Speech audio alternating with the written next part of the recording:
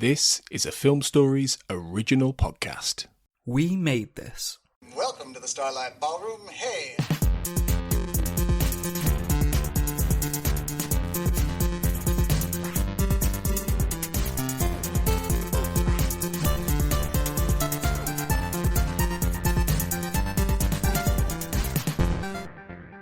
Hello, and welcome to Shipwrecked and Comatose, a Red Dwarf podcast here on the We Made This podcast network. And obviously some kind of wormhole has opened because I am hosting this time round. I am Carl Bryan, your host for this episode and indeed the next episode.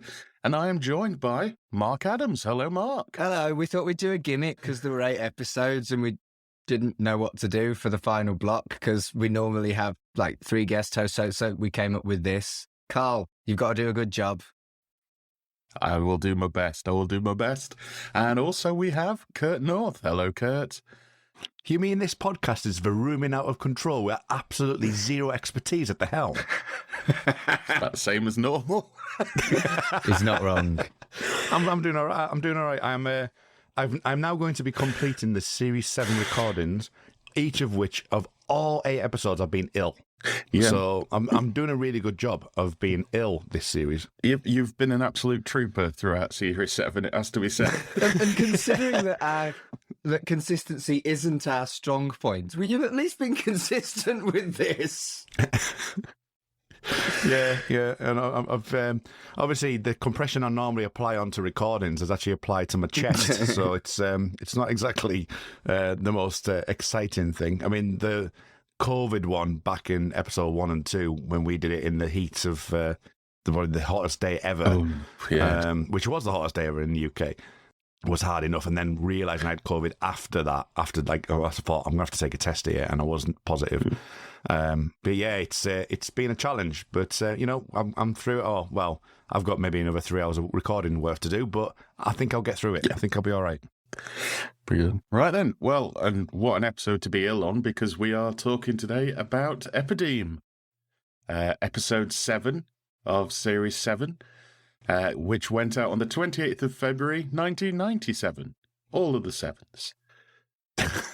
Nice. So we get started with the title sequence, and just thinking about it from watching it back for this is probably the most action-packed title sequence we've had, I think, over all of them. There's explosions and fire, and it does seem to give across that more action-y one than, say, in the previous ones we've had a lot of reaction shots and things like that, but in this one there does seem to be more stunt work, almost, for lack of a better term.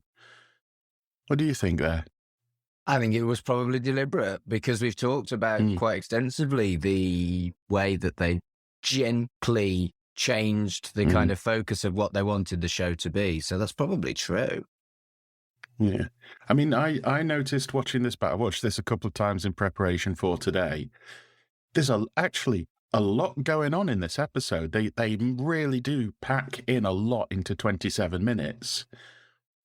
Yeah, they're doing it. It's interesting that they it's a kind of an unusual 2-parter as well, because it wasn't originally planned to be that way. So it's fascinating that they actually do pack as much as they can into this, and then obviously you get the following episode, which does go off on a tangent. So it's quite interesting that they've done it that way. Where, if you think about potentially a rewrite, they might have made this more of a 2-parter and actually, instill both episodes. But this was, I think, maybe part of what we've been saying over this series as well, is seems to be that the controls have gone out the window, and it's all like, let's do loads of footage and try and edit it down to 27 minutes, and every single episode has either overran or they've had to cut loads out. So it's just intriguing and something new for the series. Yeah, I think there are points in this episode. I noticed that there are a couple of cuts, and we'll come to them when we do, but they seem to cut early, and it almost jars a little bit. And I don't know if you've noticed the same things in the episode, but I'll mention them. But there is quite a bit, looking at the DVDs, there is quite a bit deleted from this, including an ending, which is removed from this episode as well. So let's get into it there. So, crew are going along in Starbug, as per, and they are heading towards an astral glacier, which is an ultropically modified glacier surrounded by an envelope of luminous gases. Or, in cat speak, it's a big ball of ice. I mean, to be honest, that's Mark speak as well. Again, the cat Mark blur is definitely... You've slowly gone into more cat-like tendencies over the years, Mark. It has to be said. You're very lithe and you've got great balance as well. Lithe, maybe, as long as it's not during lockdown. Great balance, no.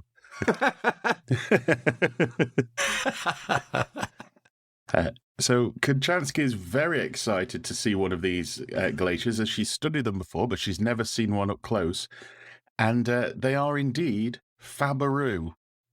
Now, did you cringe at the use of the word Fabaroo? Because I did. This was kind of part of the Kachansky in this season that I wasn't a fan of, the kind of jolly hockey sticks, oh, it's marvellous, and it's... Right. But I kind of had to remind myself, I don't know if this is just me doing a headcanon myself, that this isn't Claire Grogan Kachansky. This is Chloe Annette Kachansky, and she does come from a different dimension, so there are going to be some differences. I liked it. I'm sorry. I liked it. I liked it as well. I really like the kind of clash of class, much more than I prefer the clash of the sexes. I think the clash of class works better because she's not kind of mocked or treated badly for being upper class. She's just shown as naive but not cunty, and I like that. Whereas some of the jokes of the clash of the sexes are just a bit crude.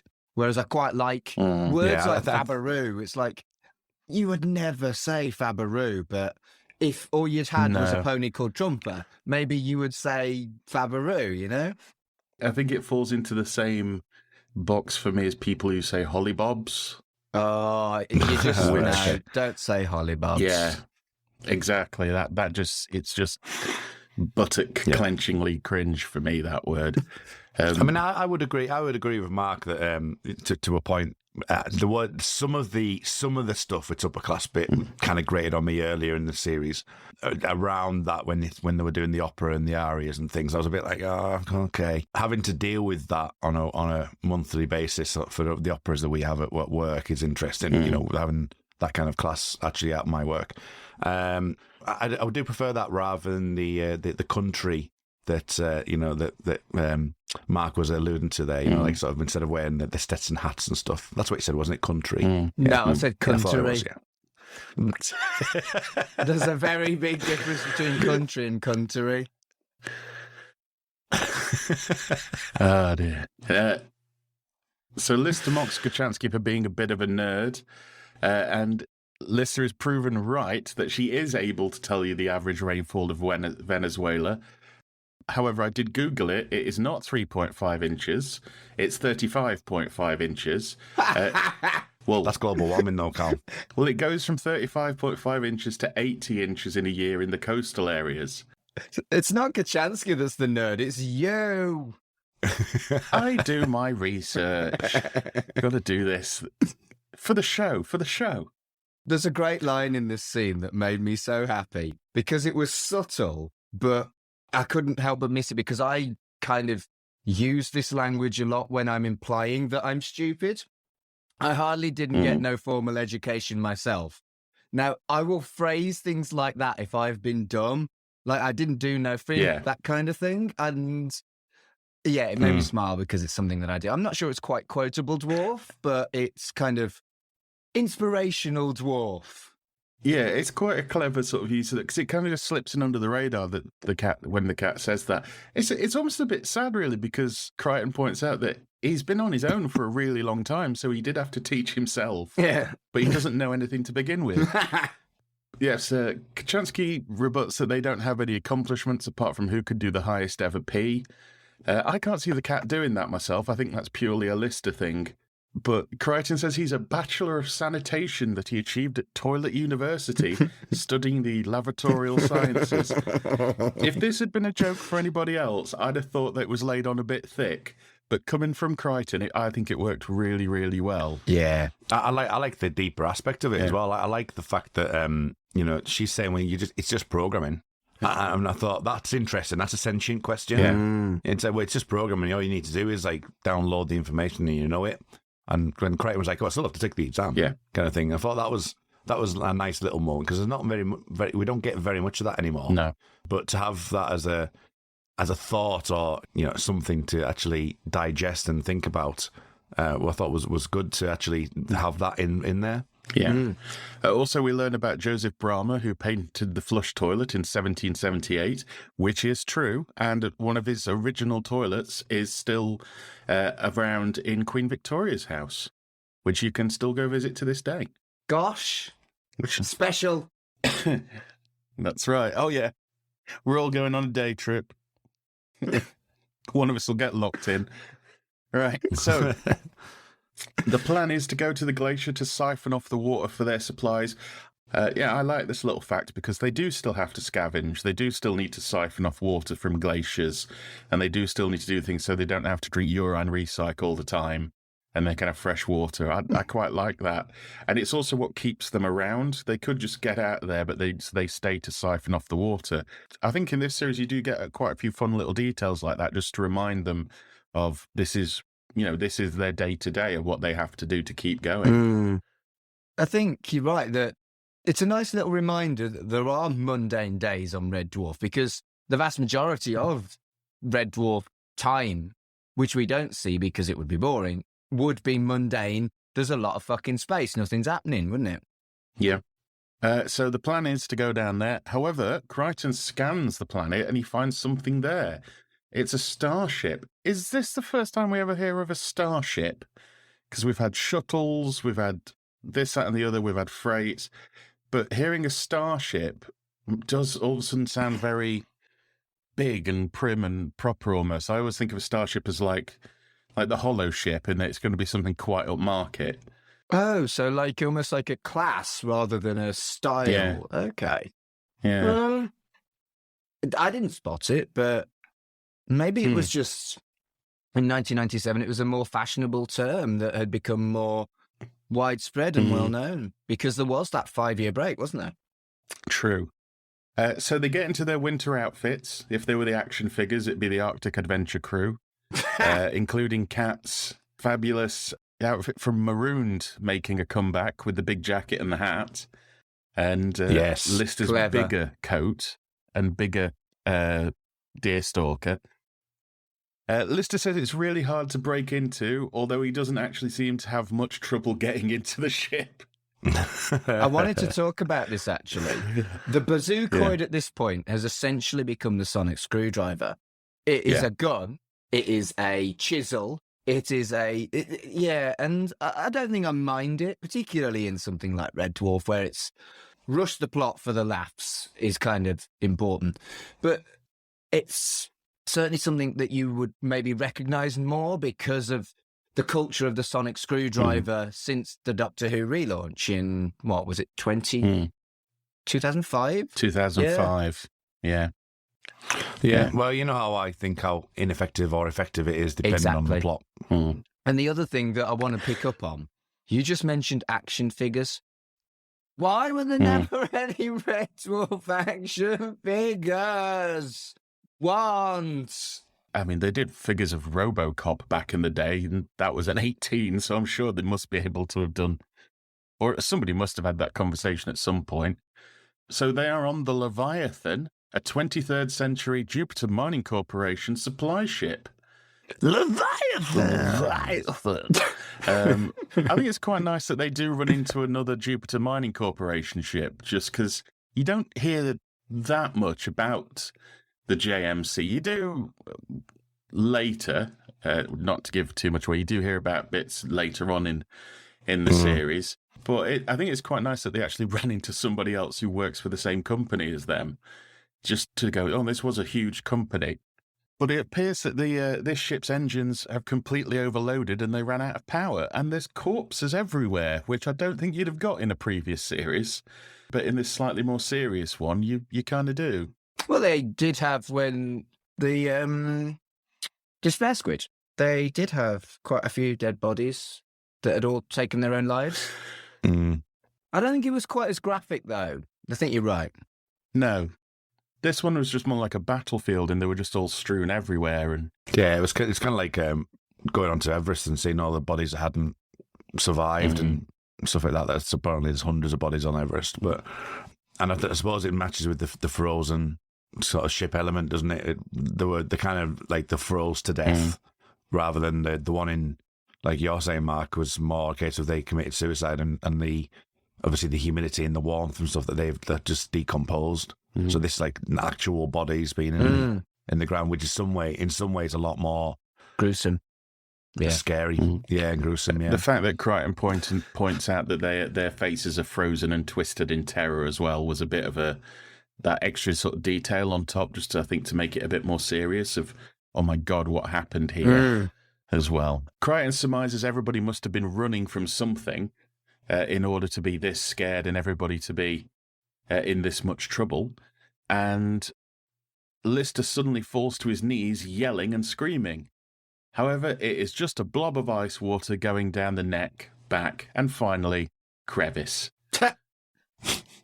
I like his line. I like the way he delivers the line. I don't think it fully works. No. I not think it really hits, but the way he actually says it, it's just grown on me back. Yeah, which was great. It's something I think we could probably all identify with as well. Like I say, I don't think it was delivered brilliant. There's a few jokes in this I don't think are delivered particularly well, but the ice water down the back, if you've had it done to you, you will go, oh yeah, I remember, yeah, it's that thing you do recognise. Yeah, and I think it's good to mention that they went back to Farnborough, which is where they did Ticket to Ride. Okay. So they're back in that thing. And Chloe had said that they were where Concorde jet engines were being tested and things, but all the crew, and I've heard this happen on different sets before, all of the crew were wearing hard hats because it was a really low ceilings and there was a lot of things, pipe works and, things you can bang your head on. But obviously the actors couldn't, so everyone was protective health and safety-wise, except for the actors. Yeah. Well, everyone has got big hats on. I think apart from Chloe Annette. Chloe Annette doesn't have one, and Robert Llewellyn's got, an inch and a half of rubber. True. So they come across a huge block of ice, encased in which is a woman. And again, a nice little detail here. Crichton's looking for her JMC ident chip, which I thought was a pretty cool thing. Just a little bit of sci-fi bump, just kind of like, oh yeah, we've all got chips that say who we are in case we get lost or something like that. Probably the equivalent of like, dog tags. Well, it's fascinating that didn't exist as a thing when this was made. But a friend of mine's a piercer, and he has a machine where you can implant a chip into the soft, fleshy bit underneath your thumb. Yeah. And then you can program your card into that chip. You can use your palm to pay for goods and services with your credit card. And so you can get chipped with information on you now, which I'm not sure you could in 1997. So they predicted the future. No, I don't even think you could do it in like cats in 1997, because that was the first time I ever heard of chipping, was you get your cat chipped. Yeah. Is Pasha chipped, Mark? She is. Probably got the wrong address on, but at least it's got my phone number. Yeah. So if she ever gets frozen in ice for 3 million years. I don't want you to freeze my cat. She's the best. If we do freeze her, we'll freeze you with her. Okay, that's fine. Yeah. That'll be the spin-off. Mark and Pasha in the future. Good. Okay. So, from the ID chip, she is identified as Caroline Carman, who once was on Red Dwarf as a supply officer. Lister says he remembers her and that she made a pass at him at one point, which Kachansky fails to believe. However, Lister is insistent that he and Karen had a thing.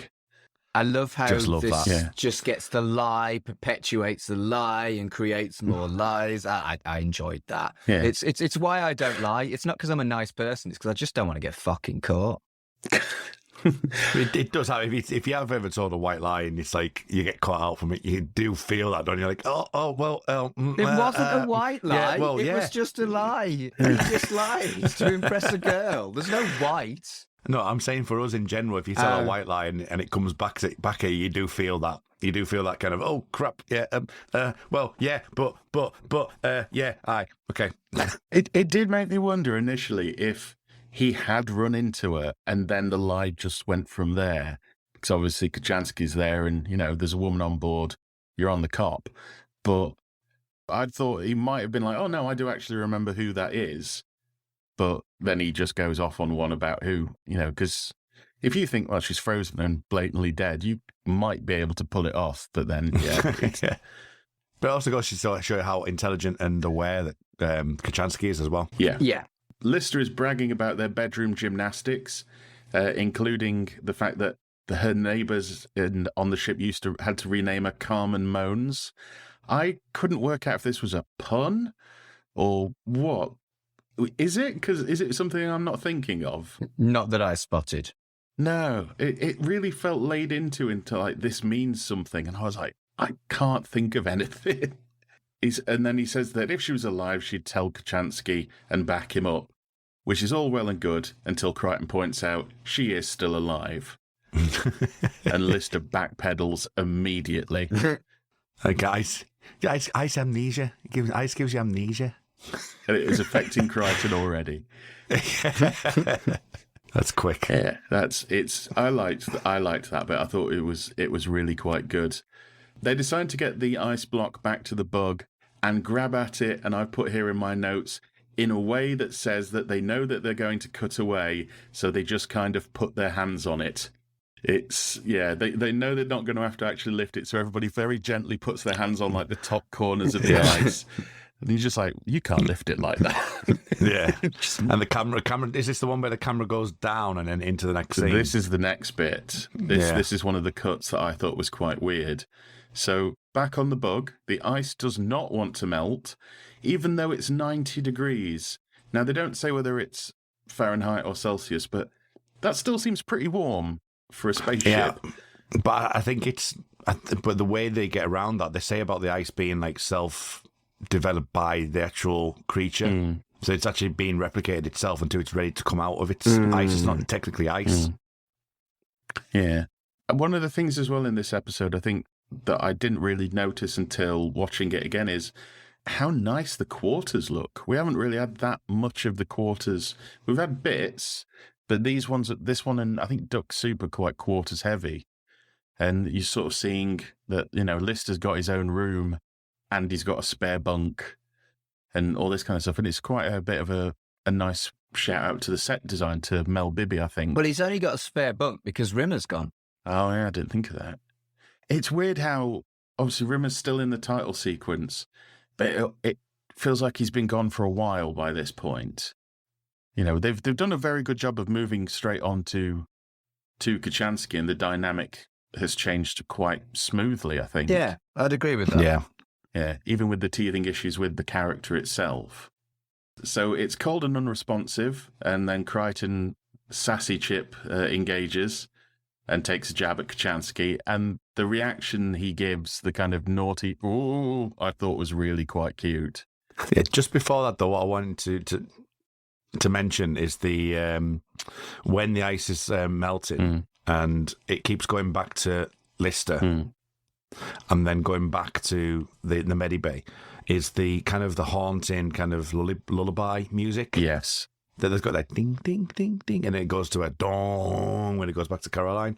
I thought that was really nice juxtaposition between the two of them, that it was giving you that kind of like, oh, look at that, Lister's so nicely warm in bed, he's so happy and cozy, and then this real dark, this ominous thing is coming to get him kind of thing. I thought that really worked. I'm so glad that you pointed out something like that, Kurt, because my notes for this particular section are Crichton's naughty face, love heart. Yeah. Well, there you go. Yeah. What can I do? So they do the weird cut where Kachansky starts to duck down behind the ice, and it goes into the next scene, which I can't work out if there was a deleted scene there or if it's just a bit of a harsh edit. But as you said, we start to see the ice. It doesn't even melt, it breaks, doesn't it? Yeah. Caroline starts to break out. And she's not looking her best, is what I've put down here. I've put down she looks like a cross between a zombie and a thundercat. She does. Nice.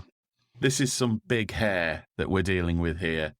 And I do remember it's in the DVD special features the interview with the actress, I think Nikki Ledbarrow, and they said that they pretty much like backcombed her hair to infinity and then covered her in Copydex, which she didn't want to do. Yeah, but it works. I mean, she looks like she's been in ice for 3 million years and is possessed by it. It's a very good makeup job. Something I thought was quite cool is we get the horror film killer point of view shot as she's walking around looking for anybody. And as you said, it's intercut very well with Lister snoozing happily in his bunk until we start to see the covers go up and Lister thinks Kachansky's giving him a bit of a booty call. What are you doing? Hey, what are you doing? Yeah, that is class. I do love this scene. Caroline removes his long johns. Do you hear the audience member that goes, whoa? I didn't actually know. So I will it's query funny. the long johns, though. They're too clean. Yeah, I thought there would be a one piece as well, but they're not, are they? It's just the bottoms he's got on. Maybe it's still 92 degrees, I don't know. Yeah. Also, Lister tries to play hard forget for all of 3 seconds.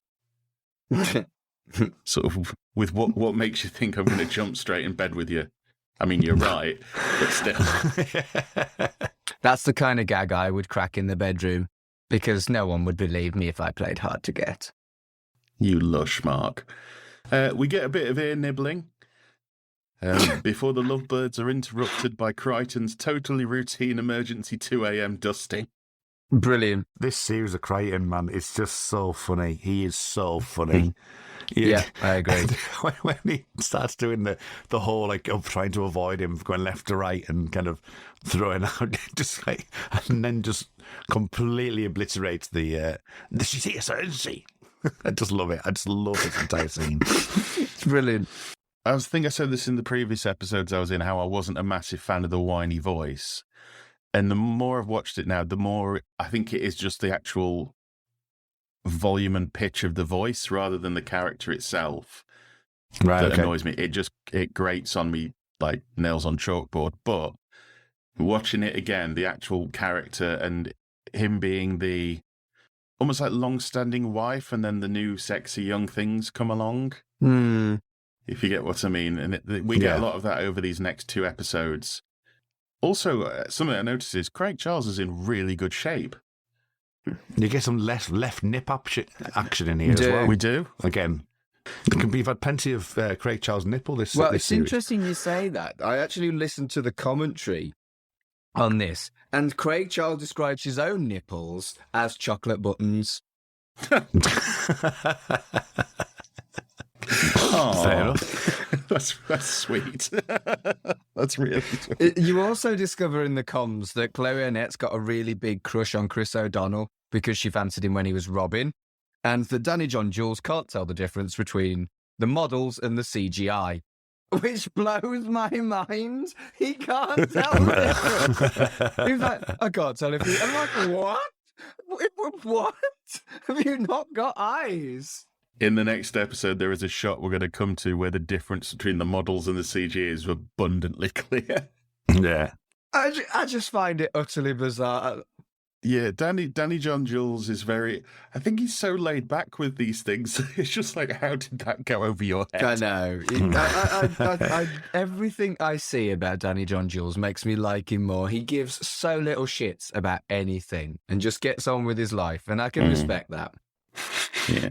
I always love... I don't know if you've ever seen the Robert Llewellyn's Carpool show that he did on his YouTube channel. A long time ago.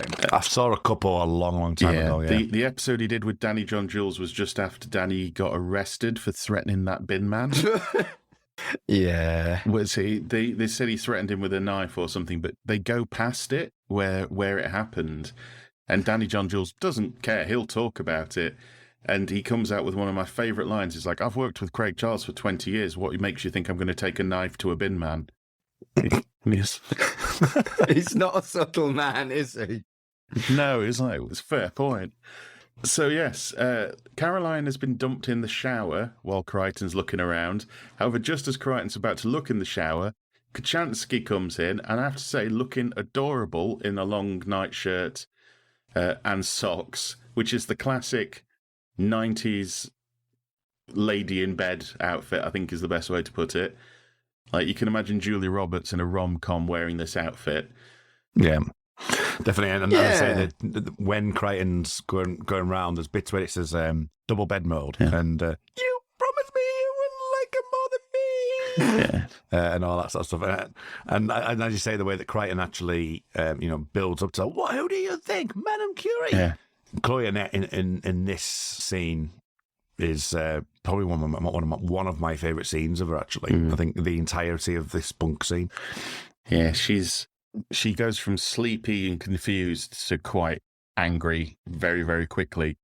When Crichton realises that Kachansky's behind him, he engages in shame mode, which I think is the first time we've ever had shame mode, even though there's probably been plenty of occasions he could have had it, and excuses himself. And then Lister tries to carry on where he thinks he left off. And the Batman outfit. Why Batman?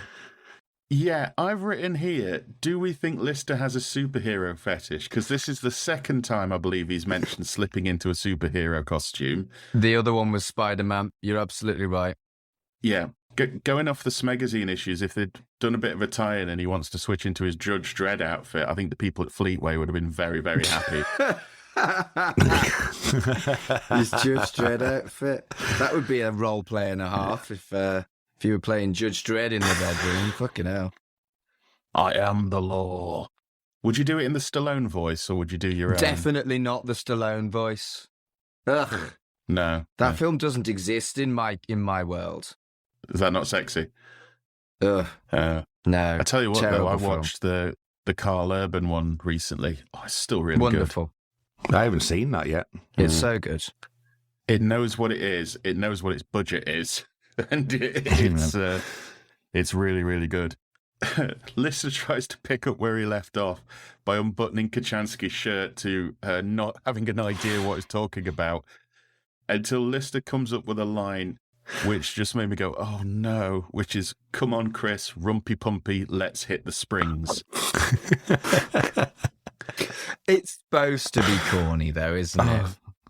I don't know if it's corny or if it's just bad. He's just excited. I think he's just excited. He's really, really excited at that point. Yeah. And I like the way he's like, come on, let's hit the springs. Come on. He's really, really kind of like, this is going to happen. If I was dating a Red Dwarf fan, I would definitely say, come on, I don't know, Bob, rumpy pumpy, let's hit the springs. I would definitely say it to them, but in no other context is rumpy pumpy, let's hit the springs acceptable.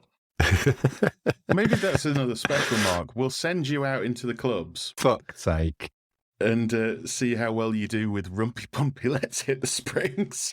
Just put him on the next dimension, jump on stage and ask him to say, welcome guys, rumpy pumpy, let's hit the springs. To be honest with you, I think 2003 Manchester, rumpy pumpy, let's hit the springs would have probably been quite successful considering where I used to go. But it's not something I fancy in 2022, I'm afraid. Yeah, fair So enough. not on stage and dimension No, I'm not jumping. doing that. I'm not doing that. No. Okay. I would have filmed that live for YouTube, but never mind. So after saying this killer line, which would obviously work at any other point in time, Kachansky floors him with a punch that I can't work out if it's absolutely brilliant or one of the worst punches I've ever seen on television. It was good enough to go on the theme tune. True. The rage in her face I thought was pretty good. Just, she's absolutely enraged. And then she questions if that's what Lister counts as seduction and not if he was the last man alive, which kind of made me think that if he'd done it properly, he might have stood a chance. Well, that's always been the implication, isn't that he's fucking inept and she might fancy him if he wasn't fucking inept. Well, it's interesting because and this is for next week, but because we do get the first, because it happens in series 8 a bit, the first line in Krachansky where she's like, not now, I can't remember what she says next week. Well, catch up next week, but she says something where if Lister goes about it a different way, then she'd be quite open to it. Yeah. And so that happens in series 8 quite a bit. It's but we're not quite there yet. It's next week when that's the first time we would get I think it's like too dusty or too windy or something, isn't it? I can't remember exactly what it is. Yeah. It's interesting that she starts to open up in that way. Yeah. So she says not if Lister was the last man alive, which he is. I am the last man alive. Yeah. Which just proves Kachansky's point. Yeah. Lister ponders what's happened and he opens the shower, only to be reintroduced to Caroline, who's been waiting patiently this whole time. And this is where my smeg up comes in. Oh, Go on. Yes. I've got a smeg up here. So, what was the lady? Nikki Ledbrow, do you say she was called? Yeah. So when he gets put onto the table and he says about the Clearasil stuff and that there, and then there's a jump cut, and it's when he gets thrown onto the floor and you hear a slap. He gets thrown onto the floor and he gets hit on the floor like that, and she goes to go on top of him. And then she gets worried because she thinks that he's really hurt himself. And Craig Charles goes, "No, it's all right, love. I was just acting." Yeah. Brilliant. Yeah. And I do like that because it's almost That's all right. So we're just acting. in this series, it kind of feels like in this series we're acting a bit more. I mean, I remember that because she does say in the interview that she's quite I think she describes herself as a sturdy girl, and I think from seeing her, she does look like she could play rugby. She's a big, broad-shouldered woman, so she must have thrown him because he does make a noise when he hits the ground. Yeah, he does. Yeah. Yeah. But yeah, so she knocks him down. In the struggle, he rips off her ear and apologizes, which I thought was a very Lister thing. I have an issue with a couple of bits in this, and it's my issue with a few of the episodes in this series. Is sometimes they put in a quote-unquote Red Dwarf joke, and it's a bit too long for like the flow of the dialogue. Like the Clearasil commercial joke. Fair enough, but I don't think it fits. It's a bit like earlier on, Kat calls Crichton meat tenderizer head, and it just feels so out of place. Yeah, I think for that Clearasil joke as well, for me, because it isn't filmed in front of a live audience, it's difficult to hear that bit. Yeah. Because everyone's laughing anyway. And it feels to me that this is kind of like a polar opposite to issues I have with the way that it's been filmed before, where you're waiting for the gag, like Crichton doing his double take or moments like that where, they're not quite sure how it's going to land, so they leave a bit of gap, or the Lister and Rimmer kiss, for example, was another case in point. Whereas this one, it feels like maybe the confidence wasn't there that they needed that extra line. Because you never know. I mean, I'm not suggesting that they didn't know what they're doing, but because the laughter's continuing on from just the general from the ear, and it instills another joke on top of it. But the laughter track is already on top of the Clearasil. I never quite hear that Clearasil joke quite clearly enough. Yeah. That's the nature of where Red Dwarf is when it's not filmed in front of the live audience. Where I've been watching a little bit of Series 8 last night, and there's moments where Chris Barry's waiting for the audience to stop, so that you can tell the difference. And that's the one thing that I feel that's the difference with 7. Yeah. So in the struggle, he rips off her ear and takes out her teeth with his teeth, which apparently was something he did in rehearsal, and it just stayed, which is quite a nice, nice little touch. And then he receives a French tongue sandwich, and it's that good that Caroline drops dead afterwards. So this is another one of the classic, what did Craig Charles do to the writers? Because he snogged another Minger. Yeah, I think, doesn't he bring it? It's like, oh, you get a kiss this series, but she's dead. So, have you ever kissed someone, Mark, and it's been that good they just drop down dead afterwards? Or No. One day. I tell you what, if he had, then this would be a completely different podcast for the rest of the night. Yeah, we'd all be here intervening. Mark, you've got to stop kissing people. What? Right. Okay, fine. Good. Move on. Are you about to admit to this? No! Yeah. Dear. So yes, Caroline drops dead. Crichton scans her and reveals she's been dead for the whole 3 million years. But if that's the case, what are the life signs and where do they go? And while they ponder this, Lister collapses in a dead faint, which I think was a bit understated in he kind of Del Boys it. There's a couple of Del Boys in this episode, but he proper just goes down, and it's almost cut a bit short for you to fully appreciate, but he does a pretty good pratfall, doesn't he? It does. Yeah.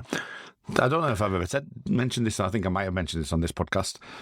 When I was on holiday and I was watching Chesney Hawkes. As you do. Because as you do. Yeah. When you're on holiday in a nightclub. And there was a gap in the wall. There was there was a recess in the wall. And I did a total Del Boy, fell on the floor. I was absolutely hammered at this point. And my mate was right next to me, and he went looking for me, turned around, couldn't find me, and then went off into the nightclub to see where I'd gone to, because he was absolutely hammered as well. And meanwhile, I was stuck on the floor. I couldn't get up. I did something similar once. I went to a club on what was then the hottest day of the year, but I wasn't drunk. I was tipsy, but I hadn't eaten. And from what I was told, what happened was I was stood at the urinal, I finished, zipped up, and apparently I turned to the guy next to me and went, "In it hot in here?" And on hot, apparently I was like at 11 o'clock, and I just fell straight backwards and crashed onto the floor. And they was like, "Are you drunk?" "No." "Have you taken anything?" "No." "What'd you have for breakfast?" And apparently I just went, "Cornflakes." And I'm like, "Yeah, that's what you've done." So, yeah. Have you ever Del Boyed, Mark? I haven't. I'm a little bit disappointed. My brother did it once, and he was mocked for 20 years for it. But I never have. I was at a festival that we actually did. We did the sound for it, and we played at the end.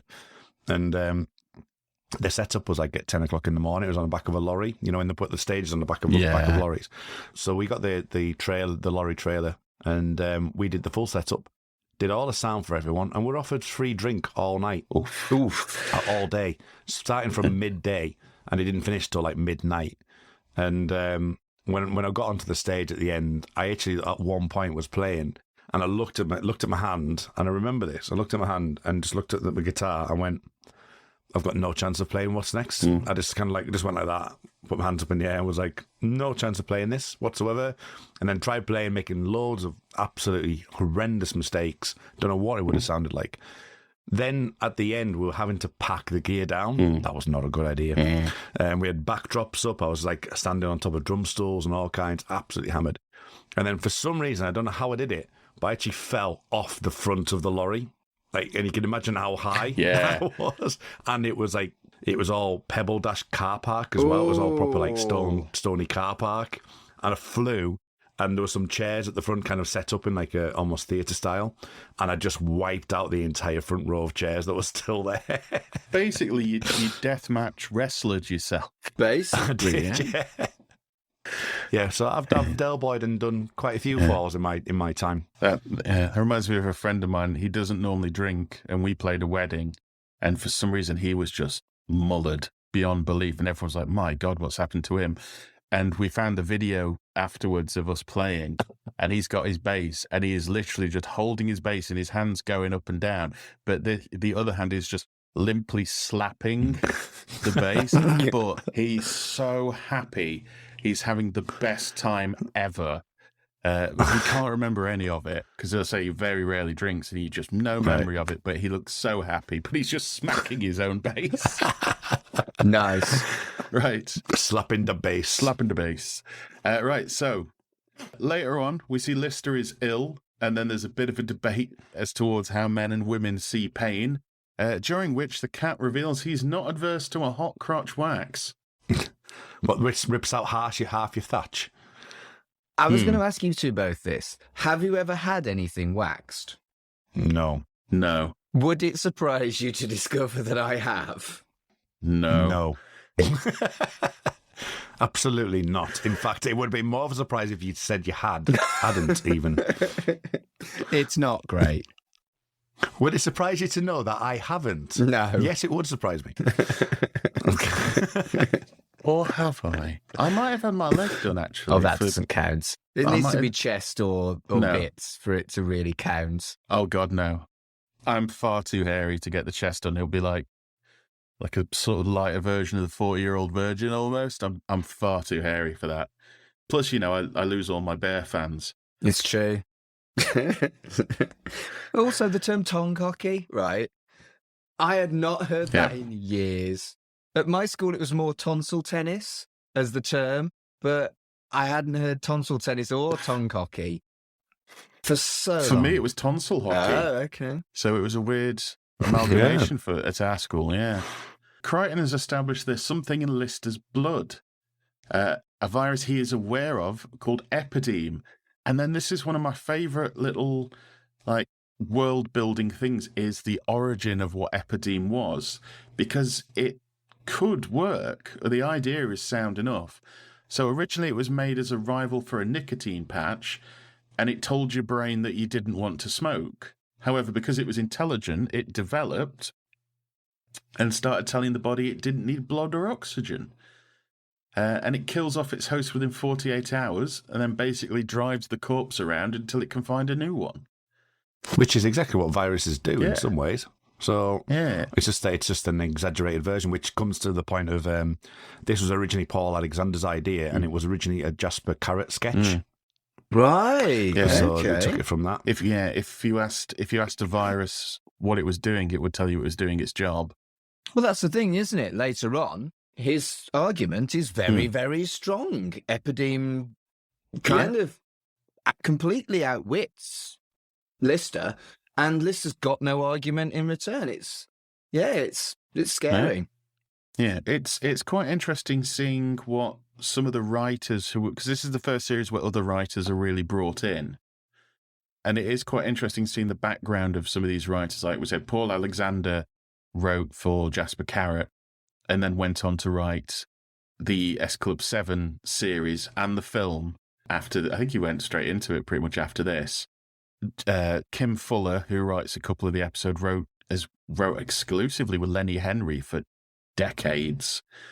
And James Hendry, who ends up getting brought in as well, he wrote for a lot of comedians back in the day. So it's quite interesting to see that you've got these writers who come in who are essentially monologue writers almost to come and do these. And the ones they do come in on do tend to be quite talk heavy, because I think this is Paul Alexander's second script, and the first one is the Stoke Me a Clipper. Right. And that one is very dialogue and sort of plot driven as well. And also, whenever Paul Alexander comes in, something quite silly happens, I've noticed. True. So it's interesting to see what all these different ones bring. And when Robert Llewellyn writes his episode, it's quite maudlin in a way. It's sort of bittersweet with Abel and the drug addictions and things like that. Yeah, well, the episode where Robert Llewellyn wrote about 30% of his story. Yeah. So he wrote it so he didn't have to be on screen, and then he put himself in it twice. And it was going to be 3 times. Oh, God. Right. Yeah, because there was going to be a spare head as well. So Crichton reasons because this virus is intelligent, if we use the universal translator, which I don't remember being used before and has just appeared out of nowhere because it's plot needed, Lister might be able to converse with it. On patching in, the virus sounds very much like a game show host, and it is the fantastic Gary Martin, who is man of a million voices. Even to this day, he's still working. Do you know who it was originally supposed to be, though? Make it so. Yeah. What? So, yep. There was an idea for Patrick Stewart to maybe be the voice. That would have been amazing. Well, I think it wasn't that he wasn't available. They actually decided against it, didn't they? Yeah, it was just considered. Yeah. And then they were put in touch with Gary Martin through Danny John Jules, who worked with him. And I looked back to see what he worked with him on. He worked with him on The Story Makers, which was a lovely little show for the kids. Huh. Yeah, so he did a lot of voices in that. But Gary Martin, obviously, just from hearing him talk, and you hear him in real life talk about this as well, he's the honey monster. Or he was the honey monster, right, okay. Which you can kind of tell in the voice he does for Epideme. He's done countless cartoons like Dennis the Menace and things like that. And I think his main income now is video games. He's in the Final Fantasy games.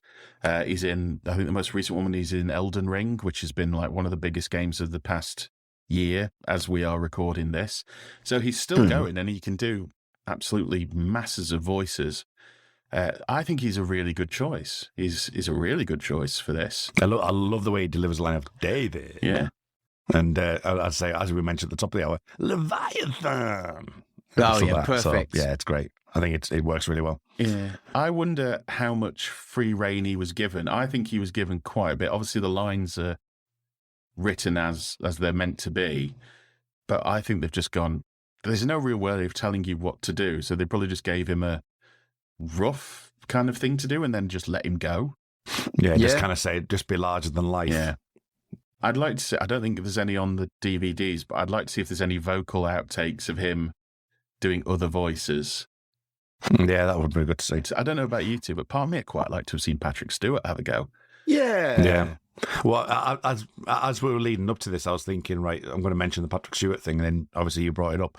But I was thinking, you know, the YouTube videos where you get like Boris Johnson, where they'd like snippet words together, and George Bush and whatever.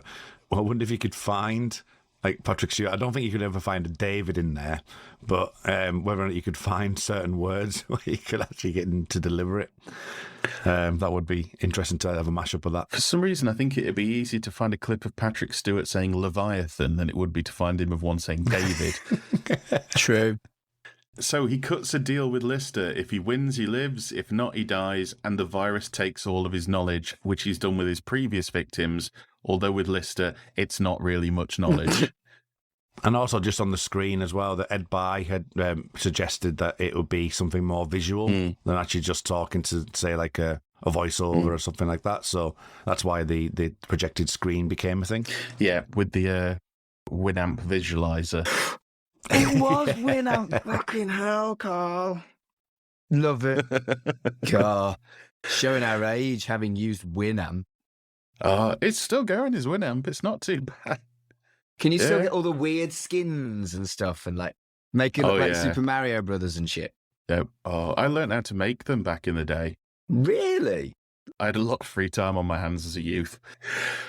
So he takes all the knowledge from his victims. From Lister, he doesn't get to take a lot, although now he does now have the knowledge of how to open a lager bottle with his anus. So how do you think you open a lager bottle with your arse? Well, I mean, I've seen Sticky Vicky. She does it with her vagina. So I think it's probably possible. Yeah. Yeah, unfortunately, I've seen Sticky Vicky as well. I have not seen Sticky Vicky, and I'm quite happy I've not seen Sticky Vicky. There was a lot of stuff in her faff. I had a problem with my eye, and it wasn't it wasn't to do with Sticky Vicky. I had to go into the sea. I don't know how I got. I think it was pouring down with rain, and I'd had some P20 on, and it had got into my eye. And for the the pub crawl we were on, I'm drinking, and I just had to keep throwing water into my eye. And we were by the beach, and I went, I'm just going to have to go into the sea, lads. So I just ran off into the sea, dived in, opened my eyes for a bit, went back out, and it solved it. Nice. A bit of salt water, sorted it out, yeah. Then later on, we saw Sticky Vicky, which was an eye-opening experience. And a fanny opening experience. When Lister asks how Epideme could kill him, the virus responds, as Mark pointed out earlier, that Lister killed a chicken to make his curry.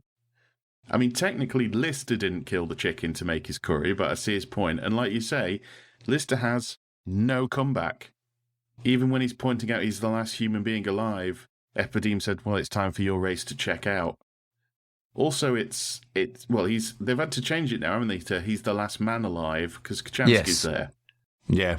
But yeah, well, I mean, what do you think about this going into a slightly more deeper, almost philosophical sort of bent with the you killed a chicken, so I should be able to kill you? It's not something we could have done in earlier Red Dwarf series, I don't think. It's sci-fi. It's supposed to question stuff like that, isn't it? I think the idea of intelligent life and the question about sentience and stuff, because the chicken, is it sentient? Does it think? Does it, obviously it says about playing the guitar, don't they? But then, the fact that Epideme is an intelligent life form, And he's saying it's time for you to come because I'm stronger on the food chain than you are. I'm using you as food, really. That's what Epideme's saying. I mean, Way would go from actually Lister anyway, apart from maybe Kachansky or the cat. But then he's got nowhere else to go after that. So what would Epideme do then? He'd have to freeze himself for another 3 billion years or something. It is quite interesting that he does make reference a couple of times to he's going to move on to Kachansky, but he doesn't really mention that he's going to try the cat. Maybe he hasn't got the entomology to do it. Yeah, that's an interesting one. So, after a while, the crew come up with a plan. It's not a great plan, but it is a plan, which is they're going to isolate the virus into Lister's arm and chop it off. Things start to go well. They keep doing injections up his body to move it around, but it all goes a bit awry and goes into the wrong arm. However, this is the only chance they've got. So, in what could be classed as a fairly graphic scene for Red Dwarf, they start chopping his arm off in chunks. What did you think when this started happening? Because it's very much obviously it's a point of no return. He's losing his arm. But what did you think here that you thought was going to happen with him losing his arm? Well, there's a couple of things here. First of all, make it my left arm. My right arm does all my favourite things. If I get an injection, I say exactly that. But because I'm left-handed, it's making my right arm, my left arm does all my favourite things. I say exactly that whenever I get an injection. And I think I must have known it was from Red Dwarf, but it popped me when I heard him say that. I was like, I do that. So that's my quotable dwarf of the episode. And the only other thing about the scene that I really like is the sound effects are so gruesome when they're cutting his arm. It's really grim and really, really funny. Oh, I adored it. Yeah. I adored it. Great stuff. The squelch as well. Yeah. So funny, yet so macabre. And that's my kind of humour. Yeah. Yeah. Still not enough. Still not enough. Still not enough. So, Lister wakes up and he's absolutely horrified that the wrong arm has been cut off, leading to probably one of my favourite lines of the whole episode. What kind of navigation officer can't tell left from right? Yeah. Yeah, that's a good joke. That's a good joke. Yeah. Cat being Cat walks right in and is so happy to see him, he goes for a handshake.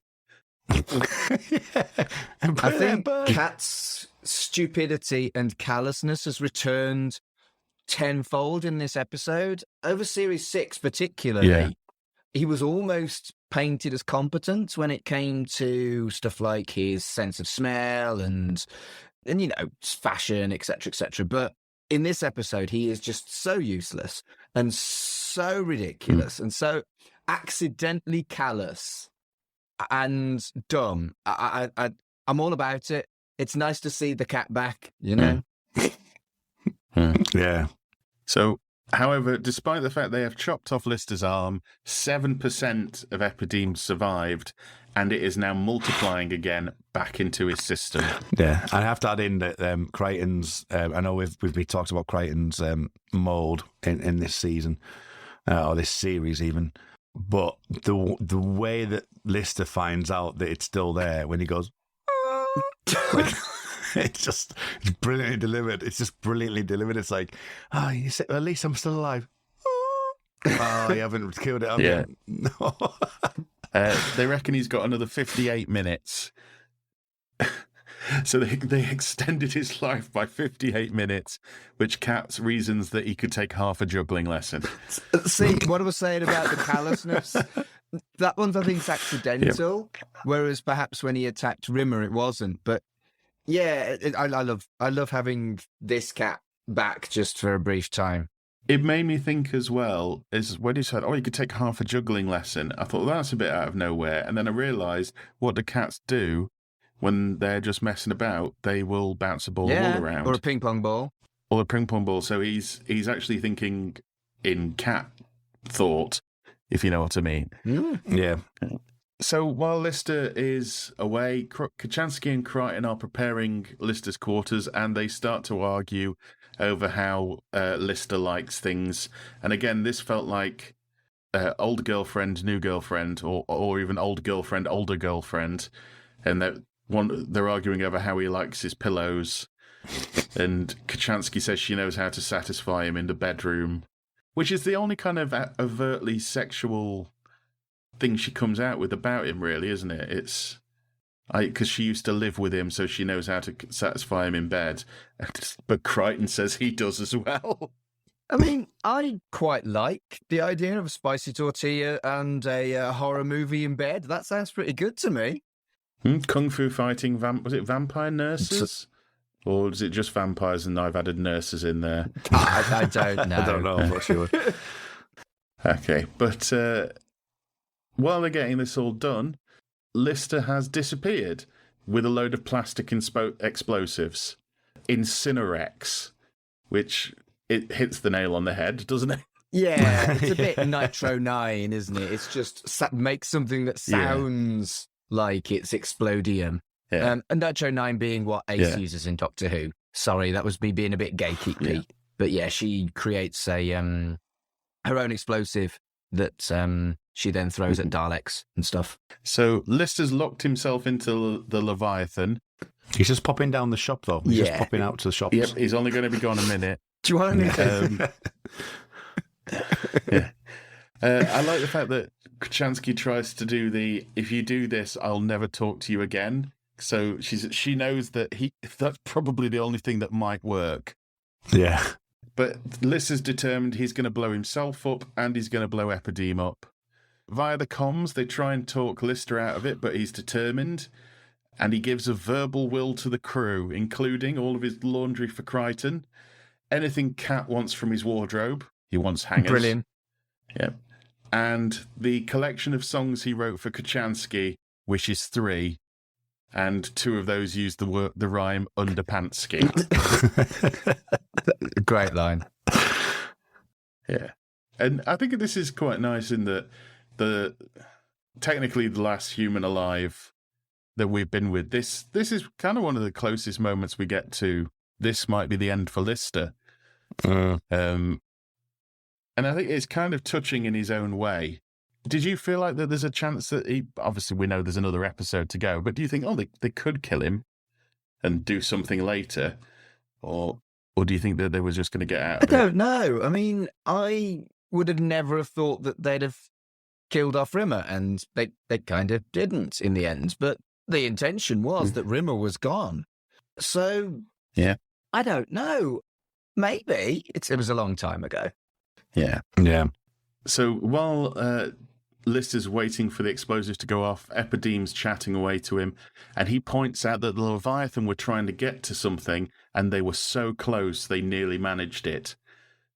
This gives Lister thought, and he realizes that they were trying to get to a planet, so he stops the countdown and heads back to the ship. One of my lines in this scene is, your heart says blow, but your brain says no. Epideme is sublime. Take that out of context. Well, quite. But I think if it had been a lesser actor, and I mean this, I know he was, you could mock the fact that he was a honey monster, but the way he just bites down and sinks his teeth right into this very silly part, a lesser actor, it wouldn't have been quite as cool and funny, but yeah, the guy who plays Epideme is bang on. Bang on. Yeah. And I also want to mention just before when they're in the cockpit as well that that Kachansky has the Dave, my Dave. And she says that. It says even the word hopeless has the word hope in it, which is a very kind of Star Wars kind of thing, isn't it? Her Dave sounds like a right bell end. Yeah. My Dave, my Dave, my Dave. Yeah, I do like that everybody's reaction is to sandbag it completely. Yes. Yeah, and I like the fact it comes from it feels like this would be the perfect moment for Crichton, but it actually comes from the cat. When he just turns around and goes, I guess you had to be there for that. Yeah. So Kachansky's really not pulled it out the bag. However, Dave heads back to Starbug. While he's lying there, Crichton starts picking Epiderme's brain, and I like the fact that Crichton establishes that Epideme can't infect him and they have no quarrel. Yeah, and that's very true, that Epideme just basically did ignore him. Which is interesting, which we'll come to in a minute about the original idea but I'll talk about that towards the end. Yeah. So he picks his brain about how to. Well, first he asks him who the fourth Groucho brother was. Marx brother, sorry, which is Zeppo. Because Groucho is one of Marx brothers, isn't he? Was it Groucho, Harpo, Zeppo, Bonzo. I don't know. I think I guessed Bonzo. I've never seen any Marx Brothers stuff ever. You're not seeing Duck Soup? Is it Duck Soup? It is Duck Duck Soup, yeah. I've not seen it for a very long time. My work, we're showing the Harold Lloyd film, the famous one with him hanging off the clock tower. That's Back to the Future, isn't it? Hanging off a clock tower. No, that's what spawned. It's what spawned Back to the Future and all those ones. Oh! That's a Jimi Hendrix song, isn't it? Hanging off the clock tower. It's a great song. Let's see. So yeah, but then Crichton asks him to pick his brain, and he almost asks him in a kind of like, "This has always bothered me" kind of way. Which is, how could he possibly make Starbug go faster? And Epideme takes a huge breath, which I don't think was in the script. I think it's just Gary Martin looking at the thing he's got to read and explains what he would need to do to make Starbug 300 times faster. And then it's revealed that that is a bit of a ruse, so that they can fix it, so they can get towards the planet that the Leviathan was aiming for before Lister dies. What I like about this is that they think they've outwitted Epideme, but we discover later on that he was always going to give them this information to get what he wanted. I think it's really, really nicely done, and it's more complex kind of plot and intrigue than you'd expect for Red Dwarf. So I think the first time I saw it, I was like, "Oh shit!" Yeah, it's really nicely done. Really nicely done. It gives him a real, because you could almost say that Epideme's, he's quite fun because he's got the voice. But when you realise he's done what we're about to talk about, you go, what a bastard. Like, he's genuinely bad-natured. It's dark, isn't it? It would definitely, sort of fit well in the books. Yes, definitely. So when they get to the planet, even though they've got there in time to stop Dave from dying, it's completely scorched. So there's nothing there at all, and Epideme reveals that they burnt it to kill Epideme, but Epideme escaped in the body of a medic, who then went to the Leviathan. He's just so deliciously cunty, isn't he, Epideme? He takes great glee in his bellendery. It's brilliant. Yeah. It kind of reminds me, obviously years later, did either of you watch, this might be a daft question, did either of you watch Battlestar Galactica? Oh, yes. Tried it, watched the first episode, went, meh. It's pretty good. However, I think it's after the third series, it all culminates with them finding Earth. At the end, it's at the end of the last episode of the season. Yeah. They find Earth, but spoiler for if you've not watched Battlestar Galactica, there's a lot to get through before you get to this point. But when they do find Earth, it's razed. It's just useless. And they can't settle there. So everything they've been looking forward to for 3 seasons, and they get there and it's all dead. They do that in the tripods as well at the end of series 2. Do they? I've not seen the tripods. So yes, the planet is completely burnt. All hope is gone. However, Kachansky has one final desperate idea. But first, she needs to nip out of the room for a minute. She runs back in and decides she's going to kill Lister. So she stops his heart, which Crichton is not massively up for. I think the reactions of Danny John Jules and Robert Llewellyn in this scene are fantastic. Oh yeah, just while I remember as well, because when one of my favourite moments of the episode actually is when Epideme is going do do do do, and Crichton starts to stand to attention. Yes, he doesn't know quite know what to do. I kind of like that. Yeah, it's built into his programming. If he hears a national anthem, he's got to stand at attention. It's brilliant. Yeah. So yes, Kachansky kills him. And then waits a second, but her hand is in front of Lister, and Lister kicks into zombie life and bites her hand.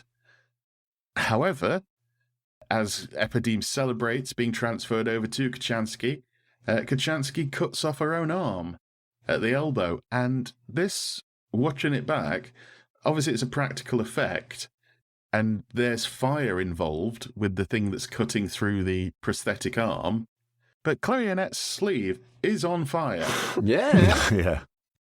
And it cuts away sort of with it still on fire. Apparently she had a couple of goes at it. I know there is an outtake of it where she starts to do it, but the arm falls off too early. But yeah, so Kachansky cuts off her own arm, which causes Crichton to do a fantastic shock look. Yep. And then the cat failing to comprehend and doing a sideways Del Boy onto the floor. What I like about this is, once again, it shows how incredibly intelligent and capable Kachansky is. Because she's a fucking officer. And yeah, I love this. This is great sci-fi. And it's funny. So this episode is a huge favourite of mine because it manages to get sci-fi right and funny right.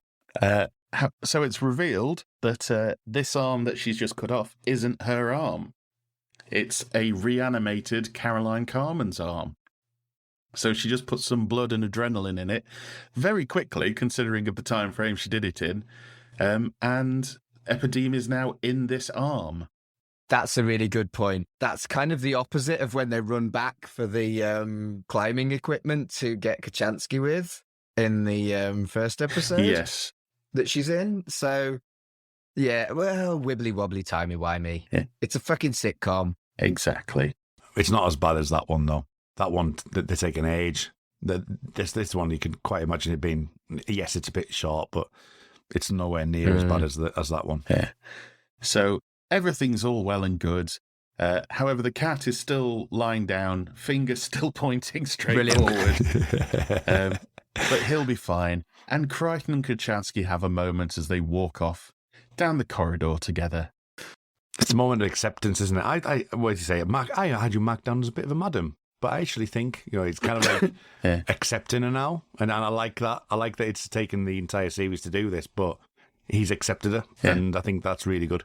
Yeah, it's very much like the end of Casablanca, though. This could be the beginning of a beautiful friendship kind of thing. And everything seems great until they realise Lister's still dead on the tape. Fucking wonderful. Fucking wonderful. How can you not like neurotic Crichton? How can you not love this? Well, this is the thing is, you almost forget. They're having a moment and they're wandering off and everything's great. And then you go, oh God, yeah, Dave's still dead on the table. They run back in, nearly tripping over Danny John Jones. Who does a very good job of still staying in position. Yeah, he does an amazing job. They're running over him, and they shock Lister back into life. Lister asks where he's been. For the last few minutes, he's been dead, and Kachansky gives him a kiss on the forehead for not being dead. Germs. And then Crichton then sprays him and cleans it because of germs. So while he's accepted it, there's still a little bit Lister's face when he does it, he's like, oh, you cunt. It's fucking great. That just what a way to end the episode. It could have been really fun and cute and romantic with a little kiss. Oh, isn't everything great? And then germs. It's just so good. So good. When someone maybe describes a gag, there are things that you think you'll laugh at a lot, and things that you go, whereas the germs gag, I was laughing through the entire fucking theme tune. I couldn't stop laughing. And what a beautiful way to ruin it all and end the episode on. I loved it. Loved it. Yeah. Okay, can I jump in and read something for you? So basically, there was a different ending, or there was a different way of getting rid of Epideme originally. And apparently, it was so the finished episode. We saw what we saw in the original version. The virus was tricked into infecting Rimmer. Oh, okay. Which is an unusual one because Rimmer's, I know he's hard light, but how would Epideme do that? But who then would turn off his light bee, allowing Epideme to be blasted into the air with a bazookoid. Another change was a scene where Alyssa tried to find a solution by consulting with some of the history's greatest thinkers in virtual reality, which was actually casted and costumed for, but decided to delete. They decided not to go with it. Do you reckon that's where they'd have put Patrick Stewart? Potentially. So yeah, so Rimmer would have been infected. They would have turned the light bee off and then used a bazooka to blow it out an airlock, effectively. I think that's the way it was going. I think I prefer But this. that must have been a really early script before. Yeah. Yeah. I mean, there is the deleted ending scene before they decided to go with Germs, where the arm gets flushed out into space and it starts floating towards the camera with the finger pointing. And you hear Gary Martin sort of give one final, "I'll get you next time" speech. Brilliant. Oh, right, okay. I don't think I've seen that. Yeah, it's that's in the deleted scenes, but I think they cut it because, one, it'd be really hard to bring it back, and two, I don't think you want to bring it back. I think it was a great one-off character. Yeah, definitely. Yeah, so I think I kind of think everybody does a really good job in this episode, but I think Gary Martin, just for nailing it straight out the box, is probably the star of this episode for me. What do you think, Kurt? Yeah, I love the way that it's delivered, like David and the Leviathan and all that kind of thing. It's just it's a larger than life character. Yeah. It's something they'll use again to a slightly different way in regards to viruses and stuff like that. Actually, within the body, so it's something they'll come back to. But this is by far the best way of doing it. I thought the episode is a great episode. I've watched it 3 or 4 times actually. I don't usually do that before an episode. I normally watch it maybe 2 or 3 times, but I actually watch this more. But yeah, I think it's a great addition to the show, and I think it's a strong. I agree with Mark. It's a strong Series 7 entry. Yeah. It's brilliant.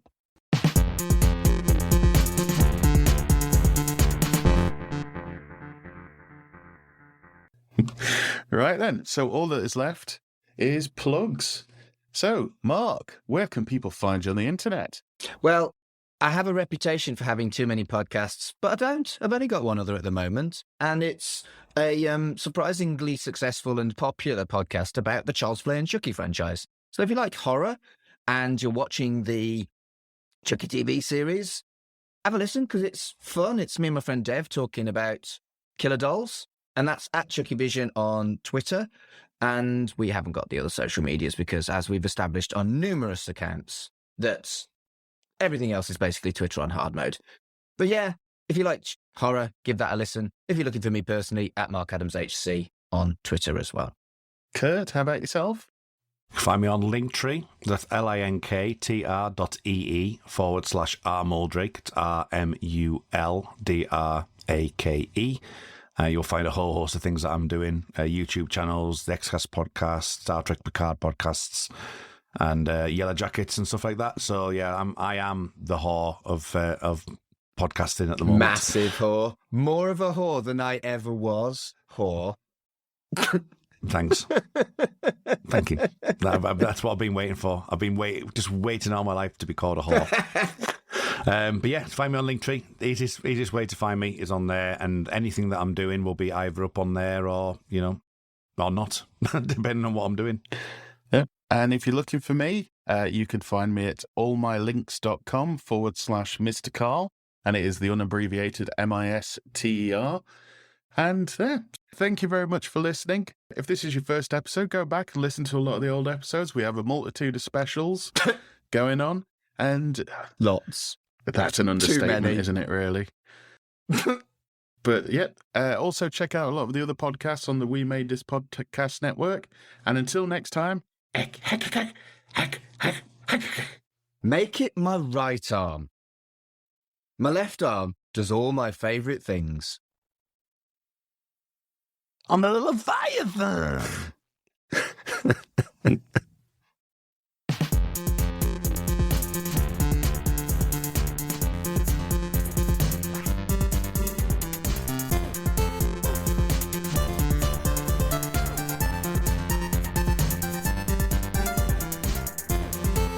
Shipwrecked and Comatose, a Red Dwarf podcast, was created and produced by Mark Adams and Kurt North.